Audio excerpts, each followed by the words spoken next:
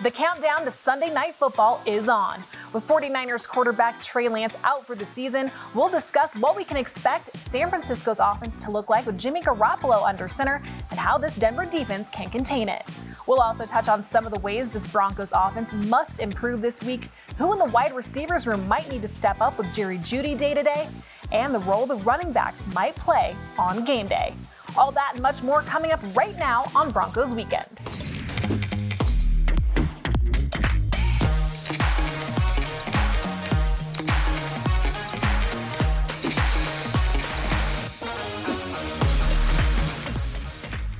Thanks for joining us for Broncos Weekend, everyone. I'm Alexis Perry alongside the Hall of Famer Steve Atwater.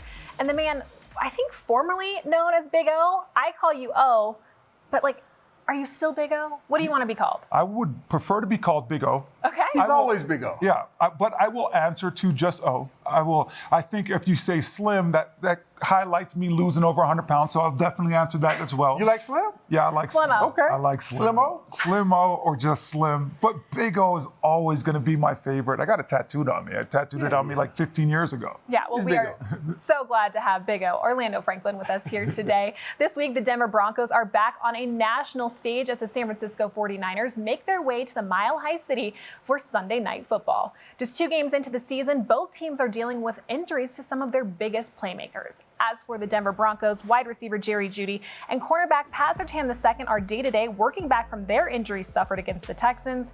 Of course, Justin Simmons is still on short-term IR, while inside linebacker Josey Jewell has been limited coming back from that calf injury this week. As for the 49ers, a heartbreaking loss for them as second-year quarterback Trey Lance left the game against Seattle with an ankle injury, which later proved to be season-ending. While George Kittle, their 3-time Pro Bowl tight end, has missed the first 2 games of the season. He's been limited this week and is expected to play here in Denver. Guys, let's go ahead and start with the Denver Broncos. Wide receiver Jerry Jeudy left that game against Houston with a rib injury. How do you think that impacted the game, and how could it impact this one this week? Well, I think it certainly limited what we could do on offense, all the different options that were available with Jerry Jeudy and all the other receivers.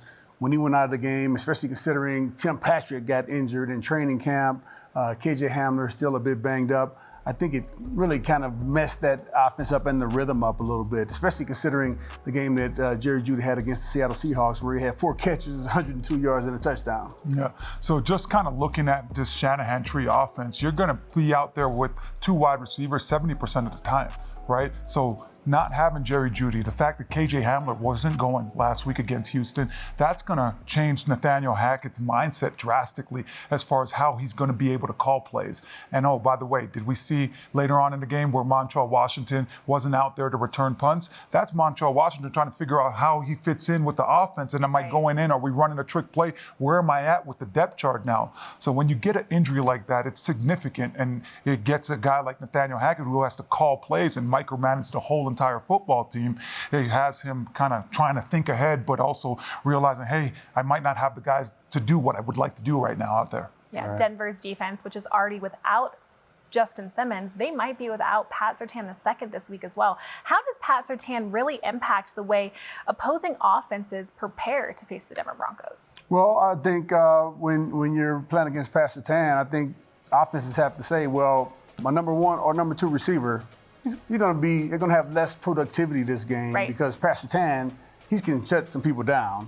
Also, great quarterbacks tend to go to the opposite side of the field from the great cornerbacks. And with Pat Surtain possibly not being there, there'll be more options for them, unfortunately.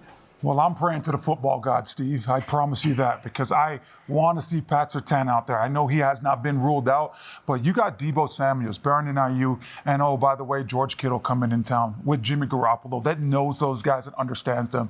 Being able to have Pat Surtain, this is one of the biggest games of the season. If you had to highlight 3, Pat Surtain is that good enough where he could lock down a Brandon Ayuk, or you could give him to Deebo Samuels, and now you don't have to worry about those guys. So I'm praying to the football gods, and I'm trying to stay optimistic that he'll be out there come Sunday night. Now, Deebo is not only fast, he's a thick guy. That's the problem. He's 220 pounds and can run 4.4 and literally loves contact, right? Yeah. Yes. So when I watch Debo, I'm like, you should be playing back in the day when Steve and these guys were ripping each other's heads out. You shouldn't be playing in this day and age because these guys don't want to tackle guys like that, especially as fast as he is. Right. Well, we will get to Debo Samuel here in the second block, of course. The 49ers, they lost their starting quarterback week 2 of the season. For what we really know about the 49ers and the direction they were hoping to take this team in, what does that mean for not just this game, but really their 2022 season? Yeah, well, Kyle Shanahan and John Lynch, they had a plan going into this. Last year with Jimmy Garoppolo, you're a game away from the Super Bowl. So this year, the San Francisco 49ers might have one of the best defenses in the league. I guarantee that if not a top 5, they will be a top 3 defense by the end of this season. So they wanted to play tough defense, but also run into football. Last week against Seattle, they ran the ball 45 times. That was the formula with Trey Lance to get to the postseason. And then whatever happens, happens. But with Trey Lance getting hurt now, the mindset has shifted in that building, and it's let's go try to go win a Super Bowl because we have Jimmy Garoppolo back in the lineup. Okay, I mentioned George Kittle a little bit earlier. If he gets the go-ahead this week, I mean, what challenges, could you even put it into perspective, the challenges that he creates for a defense? Well, one, I think he'll cause some confusion for defenses because he lines up on the left, he'll line up on the right, he'll go in motion. He's all over the place. And then the speed that he has, he's 4-5 tight end. And then considering that him and Jimmy G, he's like one of Jimmy G's favorite targets. So with those two back together, defenses have to be ready for anything. Yeah, Steve just touched on all the passing stuff. I'm going to highlight something that George Kittle, people don't ever talk about, his ability to block. Oh, yeah. This guy absolutely loves to block in the run game. He absolutely loves to see his teammates have success, and he thrives off of it. He's like a kid in a candy store. He comes off on the sideline, hey, did you see my pancake block? Like literally last year when I was out there coaching with the 49ers, he's like, hey, yo, did you see me just pancake number 90? I look better than you when you did it back in the day. Like he embraces it that much. Yeah. And the 49ers love to run the football. So praying to the football guys that Kittle is not out there or is a little bit limited this week because he wants to run the football and he brings that extra toughness to that 49ers offense. Fingers crossed for a snap count for Pitch count, yeah. Pitch count. Love it. Still to come here on Broncos Weekend, we will compare the biggest offensive playmakers for both the Broncos and the 49ers. Don't go anywhere. Welcome back to Broncos Weekend. Alexis Perry here alongside Steve Atwater and Orlando Franklin. This week, as the Broncos and 49ers go head-to-head, so will the sons of a couple of the league's most well-respected offensive minds. As we take a look at how Kyle Shanahan's and Nathaniel Hackett's offenses compare 2 weeks into the season, we know Shanahan has far more experience in a head coaching role, but he remembers those early days back in 2017 when he was making that transition from offensive coordinator to head coach and the mistakes that he made. He referenced that he went for it on 4th down 4 times in his head coaching debut when he absolutely should not have. What can we learn from Shanahan's tenure in San Francisco and apply to Hackett here in Denver in terms of the patience that we should have when watching somebody transition from an offensive coordinator to a head coach? Just really understanding the identity. Kyle Shanahan's debut, he talks about going for it 4 different times, and he shouldn't have went for it. But when we look at the San Francisco 49ers, we know exactly who they are. They are a tough, physical team that wants to run the football. Nathaniel Hackett, you understood that, hey, you don't have Aaron Rodgers. Aaron Rodgers had the luxury of being in that offense for many years, right? But he also had the luxury of understanding the wide receivers that are around him too, and really being able to coach those guys. When you're Nathaniel Hackett, you're coming into a situation, it's completely different. You're bringing in Russ for the first time. All these wide receivers have never been in this offense. So that's why there should have been a little bit more work done in the offseason, Like, there's nothing wrong with trying it the Green Bay way, but you got to look at the differences with the Green Bay way versus the Broncos, and that's why there's struggles right now in the red zone. They move the ball really well, and but when they figure that part out, man, it's going to be scary playing this football team because I love what I've seen over the last couple of weeks. Yeah, man, Kyle Shanahan, he got off to a rough start there. Obviously, first year, 6 wins, 10 losses. Second year, 4 wins, 12 losses. But that third year, they hit pay dirt, making it to the Super Bowl. And I think what we can gather from that is we have to be patient with Coach Hackett. It's going to take time. It's going to take time for the team to get on the same page, for the players to get all the penalties out of their system. Hopefully this enough time. 2 games is enough. This 3rd game, we need to get the penalties out of the system. But patience is the lesson that I would take from that. You hear that, Bronco country? If you want to get one of these, we got to have a little bit more patience. That's right. Well, after facing Russell Wilson at least twice a year since 2017, Coach Shanahan was asked earlier this week what it's like preparing for Wilson now in a new system with the Broncos. This is what he had to say. He still looks like Russ, you know, that he can make a lot of plays at any time. You know, they had a lot of opportunities and they just came up short. The times they did score were always with big plays that Russ made. He made a go route that got him to the 2-yard line, a PI that got him to the 2. They made a big go on 3rd down. He made the fade tight end to the fade throw to the tight end from like the 22-yard line. I mean, Russ makes plays, and you can't fall asleep on him, no matter how much you hold him down or you hold their offense down. Whether it's Seattle or whether it's Denver, Russ can change that game at any time. As we take a look at the quarterback comparison between Russell Wilson and Jimmy G, Shanahan knows the kind of threat a Russell Wilson-led offense can be. But to live up to that threat, the Broncos, they are going to need to find a way to get across the goal line, win in the red zone this week. So how can Russ really help this offense overcome these red zone woes this week? Well, I would say more than anything is that, you know, they're putting all the work in. They're running the plays, they're in the meetings, they're watching film, they're doing all that. What I would say to Russ is to stress to everyone on the team to focus. The focus is going to help eliminate the penalties. They're going to make sure guys are on the same page when the ball is being snapped so we don't have instances down in the red zone that happen.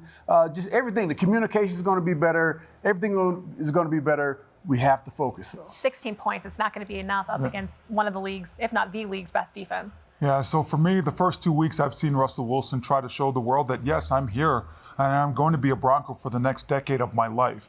And that's by throwing the ball from the pocket and not using his legs. I want Russ to create the threat of run.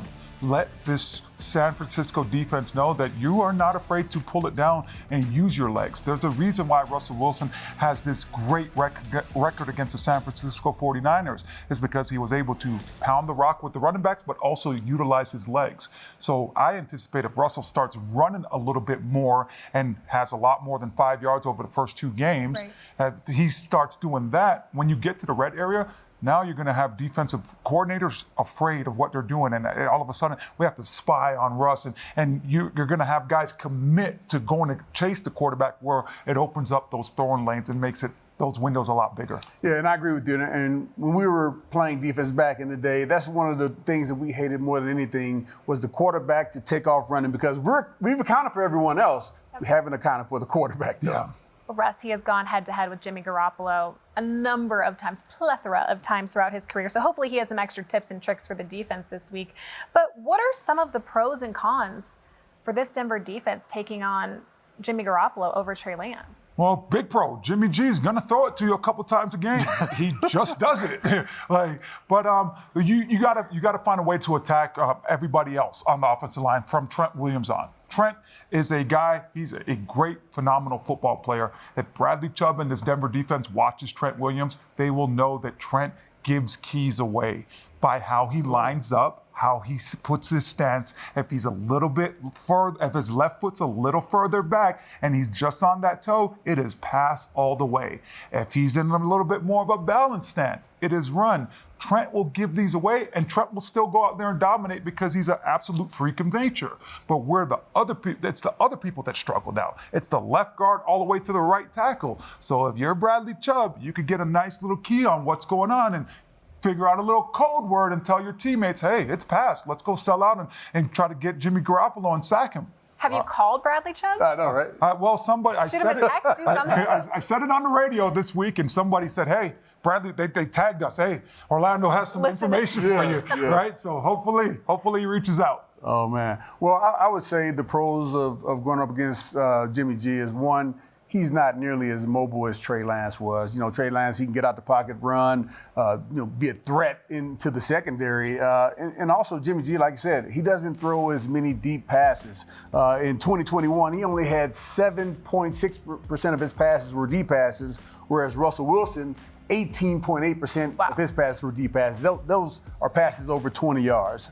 The cons, I would say, is he has the familiarity with this offense. And I think his teammates have confidence in him. And I would imagine some of the guys, they're definitely didn't want Trey Lance to get hurt, but some of the guys are happy to have Jimmy G back because Jimmy G took them, pretty deep into the playoffs. Just to piggyback up of what Steve's saying, last year when I was a part of that 49er staff, we had Travis Benjamin on the roster as well. He's a University of Miami wide receiver, speed guy, right? And he could go 4-3. That's what he does.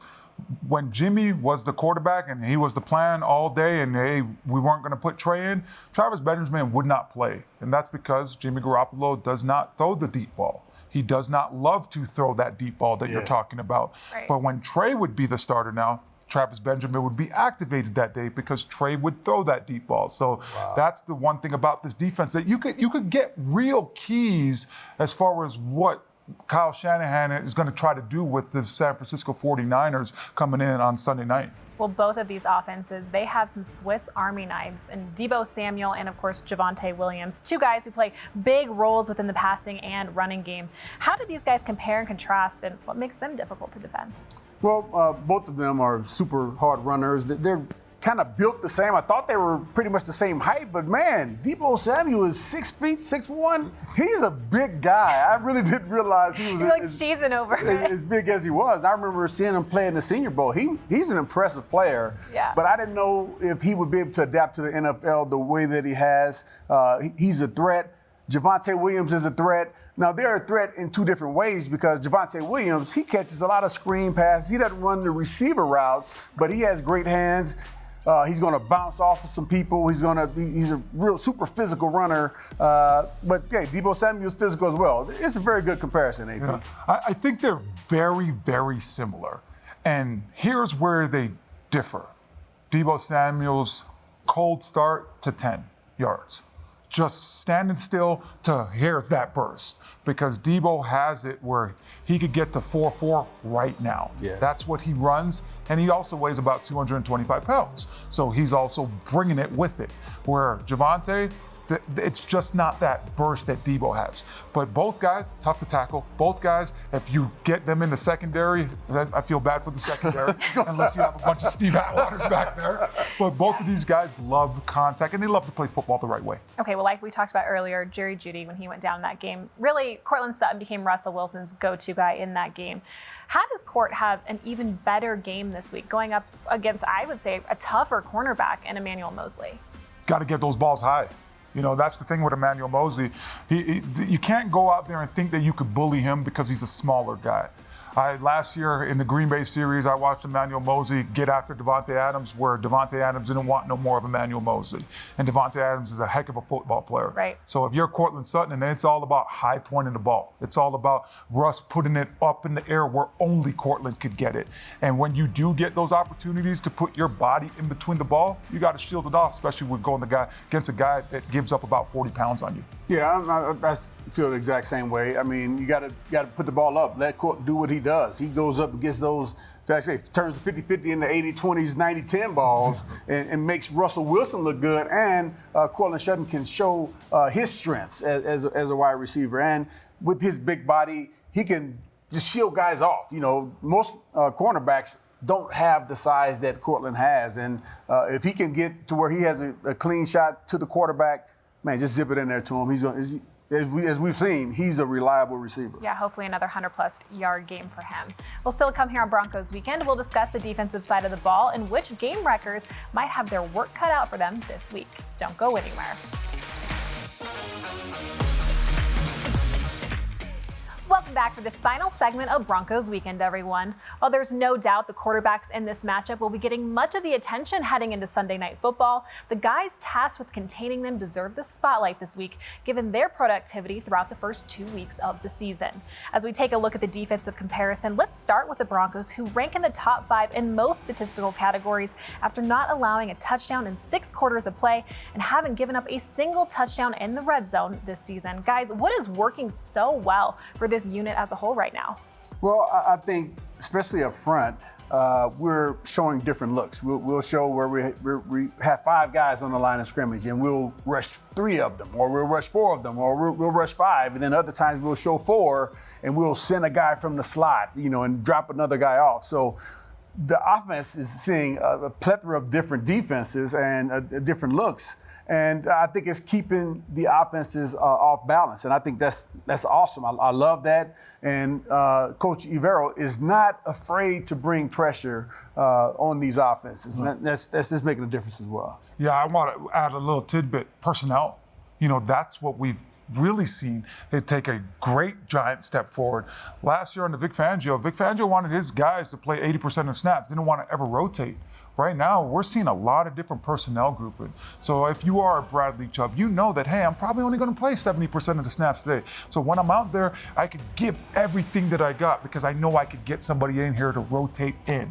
And one thing that I love that I saw Ija Ever do this past weekend is instead of going to your NASCAR package, your hybrid package where it's 3rd and long and you just put all outside linebackers out there, he just took Deshaun Williams out and now he inserted Baron Browning. And he allowed Baron Browning to rush from the linebacker depth. So now if you're a guard, you have to set back and watch this linebacker, who's actually an outside linebacker, come at you from 6 yards. And oh, by the way, he could go inside of you, outside of you, but he also has the power to truck you and just scares the life out of you as an offensive lineman. So I love how creative he's getting with looks and really showing offenses and offensive linemen different looks where they've never seen before.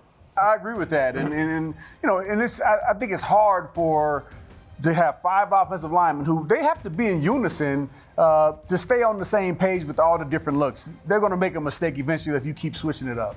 That's my opinion. Yeah. Absolutely. I mean, we don't make a lot of mistakes. You know, offensive line, we're the second smartest group out there, you know, but we don't make a lot, but we make a little bit. Yeah, every day. Every once in a while. You mentioned some personnel. Caden Stearns and Damari Mathis, obviously big shoes to fill with Justin Simmons not in that game at all, and then Pat Surtain coming out of it. So what are some of their key matchups this week, and what kind of impressed you in their first real showing this year? Yeah, well, obviously George Kittle, he's a big key, a big focal point for them, especially if he's playing this week. But I think they're going to have to continue to help support the run. Caden Stearns, I think, did a great job filling in for Justin Simmons. I saw him disguising coverages, coming up when he needed to be, playing good deep middle of the field coverage. Everything looked good there. Damari Mathis, he wasn't tried that frequently, but when he did, he responded well. I thought he did good for his first live NFL game. Yeah, both of these guys, I thought they definitely took a step forward last week. This week, I'm looking for, you know, Ija Ever to give them a little bit more help in the passing game because this is a very tight-knit group in the San Francisco 49ers. They've been together for a long period of time. They know what they're trying to accomplish. So Damari Mathis looking for a little bit of safety help over the top. Yes. And Caden Stearns, now when you do have a situation, you have to be right every single time. Because Kareem Jackson is probably going to have to go down in the box in the first quarter because San Francisco's looking to run the football. So Caden Stearns has to make sure that his eyes are right each and every play because he is the last line of defense. Now, do you think they'll have both Caden and KJ switching off, getting down there in the box, getting dirty? That's what you're going to have to do with a team that can run the ball. They also just ran the ball 45 times this past week and had multiple different ball carriers touch the ball. So you know that they're going to do that. And what San Francisco does really good is they got a lot of people coming back. So they have plays where there's one person coming back and you're running the ball. Everybody's going this way, but just one person's coming back. Then they have 2 people coming back. And there's even a play where 3 people are coming back. So I think those safeties are going to have to roll up those sleeves and get to the nitty-gritty. Let's bring on those back in the day old school Steve Atwater big elbow pads. For sure. Okay, as for the San Francisco 49ers, like we all know, guys, they have some dogs on defense, and we saw it against Seattle. 2 picks, a couple of sacks on Geno Smith, 9 quarterback hits. Who are the game changers for this group? Well, obviously Nick Bosa, right? Nick Bosa is a guy that you have to worry about. The scheme that San Francisco runs is they love to get in that wide 9 technique. Chris Kacerek, defensive line coach, he was there when they drafted Ndamukong Suh to Detroit. He's all about get upfield. The defensive linemen, they don't have no responsibility like a typical defensive lineman has, right? You know how when you watch our guys, they're going to step, they're going to fit it up, and they're going to read and react. Chris Kacerek, it's get 3 yards in the backfield. Doesn't matter. If it's run, you'll disrupt the run lanes. If it's pass and you're 3 yards back, then you convert into a pass rush move now. So for the Broncos this week, you have to look to expose the interior of this defense. You have to get guys to one guy going back, like I said, to hold the eyes of the linebackers that San Francisco does really well. So we get Andrew Beck, or we get Albert O, or we get one of these tight ends going back, but we really have to run in between these 9 techniques in, Nick Bosa and whoever they try to put on the other end. Sansi Ekman, Eric Armstead. They have a plethora of guys that they play and rotate through that front 7 for the 49ers. Yeah. Oh, man, nobody could play a game and not take into account Mr. Bosa. So you got to know where 97 is at every single play. You got to know where he is every play. For me, I looked in the secondary. Talanoa Hufanga, the safety, man, this guy is a physical guy. He's flying around the field. I'm like, man, is that Troy Polamalu out there? Yeah. He's a great player. He's got an interception. I think he's a 5th-round draft pick, too. He wasn't a highly drafted guy, out of USC, but he's a guy that we got to keep our head on the swivel, especially when we're running those deep crossing routes, underneath routes. Got to keep your head on the swivel, looking out for Talanoa Hufanga. It's a tough name. I jacked that up. Broncos got to go with the play action this week, though, right? You got to be able to get him in the box and try to affect these guys, right? So that's our game, though. We got play actions in every game plan, I'm sure. Yeah, but I'm looking for it a little bit more this week, right? I got you. No more drop back. Let's get under center. Let's hard play action, because Hufanga he's looking for the big hit. He reminds me a lot of you. He's looking for the big hit, the statement, and he's tonguing, so he gets up and he starts celebrating and stuff like that. So hopefully that doesn't happen here on Sunday night. That's right. You mentioned Nick Bosa, of course. I feel like whichever team has the better pass rush this week, that is probably the team that's going to come out on top. So what do you need to see from Bradley Chubb specifically this week to ensure that it's the Broncos on top? Honestly, I think with Bradley Chubb, it's more, hey, you have a tough matchup against Trent Williams, that you want to rush the passer, but you want to keep Jimmy Garoppolo in the pocket. And I think everybody else from Bradley Chubb on this defensive line and Randy Gregory, they should be able to win their matchups. Yep. The pass rush should come from them. You said Bradley Chubb.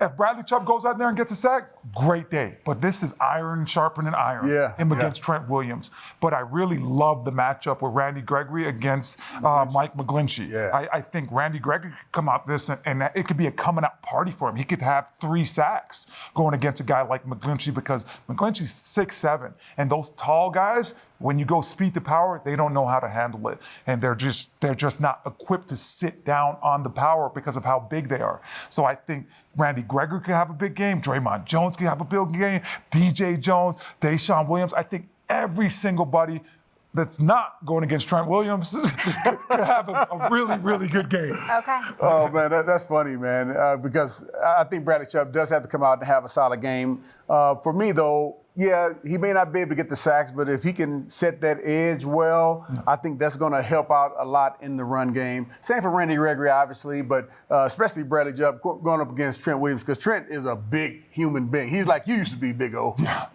Yeah, and he is the most athletic person I've ever seen in my life. Wow. It's like no question. Why? Because he's 340 pounds and he could go through like ladder drills and look like a running back with his footwork. But not only that, he has the mentality. He's going to try to destroy you. Yeah, destroy you. He has defensive line moves. Like, he's very active with his hands, very smart and keyed in the game. And when he gets his opportunity, he doesn't go up there and play touch. He's trying to make a highlight when he gets his opportunity. There is no doubt it is going to be a wild one. We cannot wait to see and hear all of you Sunday night at Empower Field at Mile High. Don't forget to meet me right back here Tuesday night at 7 o'clock for an extensive game recap on Broncos A to Z. For Big O and Steve Atwater, I'm Alexis Perry, and we will see you all next time.